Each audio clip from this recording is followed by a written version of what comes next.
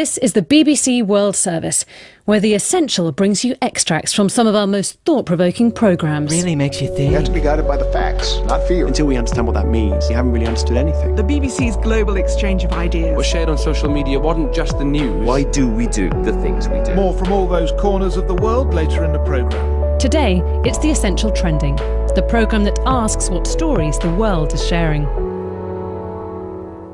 We decided to figure out what happened, what was this, what does this symbol mean, where did this come from, and after a bunch of Googling, we traced it back to a right-wing podcast called The Daily Shoah, Shoah meaning Holocaust, hosted by a site called The Right Stuff, another conservative blog, and they had a segment called Merchant Minute, and in that segment they started, whenever they mentioned a Jewish name, they would put it this kind of campy, cheesy echo sound effect around it. So like Fleischmann, Fleischmann, Fleischmann, Fleischmann. Fleischmann! And that kind of like visual metaphor was used to describe something they called echoes. And echoes is this euphemism for Jews. It kind of represents how Jews have supposedly been a corruptive force throughout history.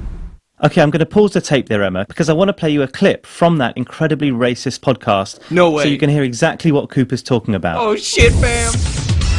This is the Merchant Minute. Hope you're doing well. This is the truth about Valentine's Day.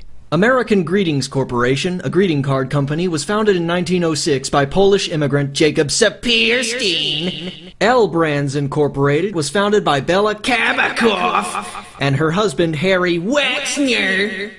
All right, so you get the idea. It's pretty facile. Oh, I do the declare. brackets on Twitter are supposed to represent those echoes translated into text. Okay, that's really weird. Well, if you think that's bad, it gets worse. Wow, it gets worse? Please tell me more about this, Big Black Cock News. They weren't just using these brackets to troll other people. They'd also developed a tool to help them identify Jewish people on the web. Here's Cooper again. We also found a Chrome extension that these white nationalists and trolls were using to identify and target Jews on Twitter. Hear that, Cuckington? We're on Big Black Cock News. Holy shit. Let's see what else we got, fam. America Now with Meghan McCain. Just recently I found out that, you know, those 3 parentheses around names on Twitter? I had no idea what that meant for a long time. Apparently it's a way to signal when someone is Jewish on Twitter.